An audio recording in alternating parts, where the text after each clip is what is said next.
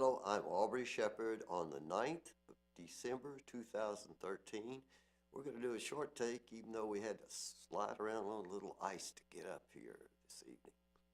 Let's see what pictures we have. Okay, these are birds on my porch right out there. Guess what? That's before the big snow came. And that one on the left's a woodpecker, and the one on the right's Carolina chickadee, I think they're called. Otherwise known as blackcap. That's another kind of woodpecker, and I don't remember, I can't offhand call that name. That's before the snow and ice hit earlier in the week and the previous week, and it's really a nice shot, in my opinion, of something people hate. And there we have schools closed on December 6th. Well, that'd be true again today, but that was that was running a meeting that the city council members and the mayor and other officials had down on Cato Springs Road celebrating the opening. Anyway, that's the another category of sparrow, and I can't call the name fast enough. This is World Peace Wetland Prairie, showing you some of the old trees out there. See how that one's grown up? That's because the soil's soft and that's a wet area. And they got sagging there somehow, and then they grew up straight, kind of the way trees do when they are impaired by the forces of wind and nature and mankind. And that makes a good Christmas tree. That's a little cedar tree. And remember, there are some butterflies that actually use the foliage of cedar trees, and one's called a juniper hair streak butterfly. That's my home, which is on the north side of World Peace Wetland Prairie, seen in the snow. That's the Peace Circle. It looked like a jungle there not long ago with all those native prairie plants growing up and everything between here and there. And now it's kind of like a snow desert, prairie jungle. And that's a view to the east, and there's a view to the west showing the old World Peace Wetland Prairie sign with the benefits and the joys of nature that you can find there. But maybe next week or later in the week we'll do a short take with more pretty flowers from the warm seasons. That's Pinnacle Prairie Trail. You're looking south on it, and you see all those tracks. You see the no motor vehicle sign. I'm going to have to keep running this till the word gets out to the young people living in the Hill Place apartments, because that's where all those SUVs and four-wheel drive guys decide they've got to show off. And I was talking to some people over there, and some of them had been stuck out there in the last few weeks, and I didn't even know it in some cases. As much as I go over there, I haven't caught them out there in the act. Or I'd have you some photographs of people actually out there making a mess, violating the city ordinance against driving on our city trails. Pinnacle Prairie, Wet Prairie Trail. And that's a view from the end of, it's a view west from 12th Street. You see way out there in that big tree, you see a little something out there way up high on the right there. That's a big old hawk, and I'm going to zoom up on him here in a minute. Yeah, there you can kind of see. He's got this white stuff on his back. I think Joe Neal can name that one for you. He photographed one that looked pretty similar. I think they're just category of red-tailed hawk. You can see a little red at the end of the tail, red on other parts of the body. But anyway, I just love having a camera with a long zoom lens, even though it's just a point-and-shoot camera. Okay, that's an old friend. An old friend that always forms an icicle right there off the edge of our porch. And there's another old friend, Canada Goose, but I guess he's a wooden one, and he likes to be out on the porch in this weather, but he doesn't fly away the way so many of them do. And there's that big icicle, and there are my Sierra Club signs: pro-environment, protect your natural state, please don't litter, and things like that. Join the Beaver Lake or Beaver Watershed. That's what that little white sticker is over there. And there's another view of icicles at the other end of my porch. And you see, I didn't get out very much the last few days. There's my dog. He has to go out. And old Boo really appreciates things he's learned in this big snow. He's been out there more without me walking with him some the last day or two. I just got so I couldn't stand it. But anyhow, Boo learned to eat snow, which is a good way to get some drinking water, and didn't spend much time on his actual bucket of drinking water because he just wanted to lie down and get a snack when he'd come in the house. So anyway, it's been an interesting period of really bad cold weather, and it's not over, and I hope it's not going to happen much in the real winter, which starts in another several days. Till next time, Aubrey Shepherd asking you to do your part to help keep the water clean, the air pure, and the woods green. See you.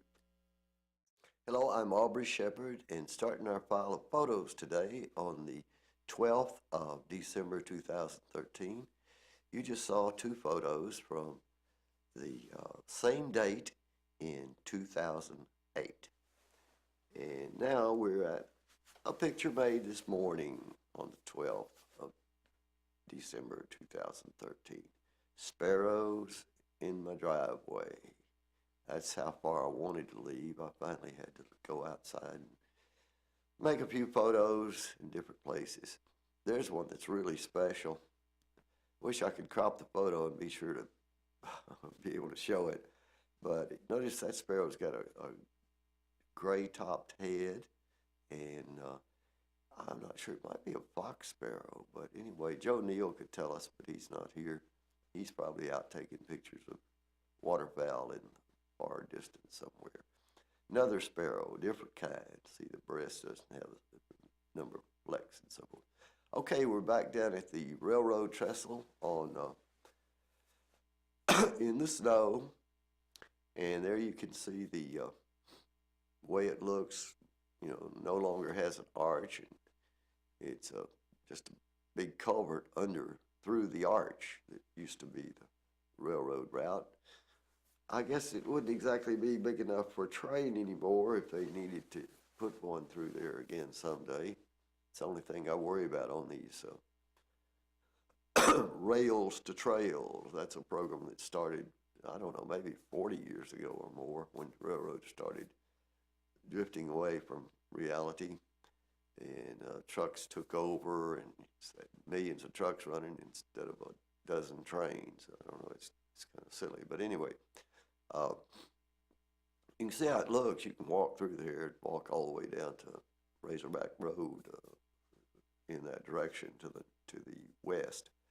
And this is on the east side of that tunnel in that trail. And you can see the Come and Go store up there in the background. And there's the stream, the town branch of the West Fork of the White River, coming out of a small tunnel. It's in the center there.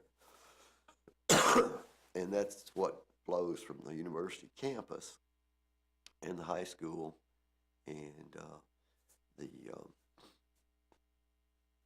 mountains on either side there, all the way up from Cleveland Street. It flows downstream. It gathers, and it's town branch, West Fork, White River. So that's a neat spot, and when it really gets all the vegetation off, you can see it even better. There's a view looking up to the Come and Go store again, and from the trestle. And this is a leaf that fell downtown, and notice how this was on the 11th, I believe, or the 10th. Anyway, it was the first day we had some melting, and that leaf got warm, and it melted. Just the ice under it sort of sank in. It was kind of neat. Anyway, this is the Urban Forestry Board meeting from, what night was that? Wednesday, the 11th. Okay, this is also a member of the sparrow family. And, let's see, it's not a junco, is it? No, I can't remember at the moment. And I'd have to look it up before I'd remember it all, I guess, and find them named on my old files. But this is a new file, so I didn't get it done. Okay, there's my Shepherd's Corner sign and the big old icicle that always forms on the end of the roof there, front porch home. Now we're looking from Come and Go store, and you can see those the trestle down at the bottom there, toward the bottom, and the apartments up on the mountain. That's the view overlooking Hill Place, and of course, uh, the trestle from there you can see is looks closer than it is. It's kind of like things in your rearview mirror with a zoom lens from up at Come and Go store, and so it's a little bit unreal. Notice there is something good there and there. There's a little sign near that trestle where you could uh, get a little bag and pick up your dog's droppings and deposit them in a container. I wonder how many students are doing that. That's actually a detention pond there behind the Come and Go store. Of course, they dug it out. They dug out the hillside, the natural soil. They built the thing up in a strange way, and it's a hard-based thing. It doesn't really hold much water. It runs on through there. Well, that's it. At the beginning, you had a pond on the Amberwood site, development site. It's gone by now. All those coral berries you saw in that other site in 2009, those are gone. So this is quite a different situation with all these changes. Till next time, it's Aubrey Shepherd asking you to do your part to help keep the water clean, the air pure, and the woods green.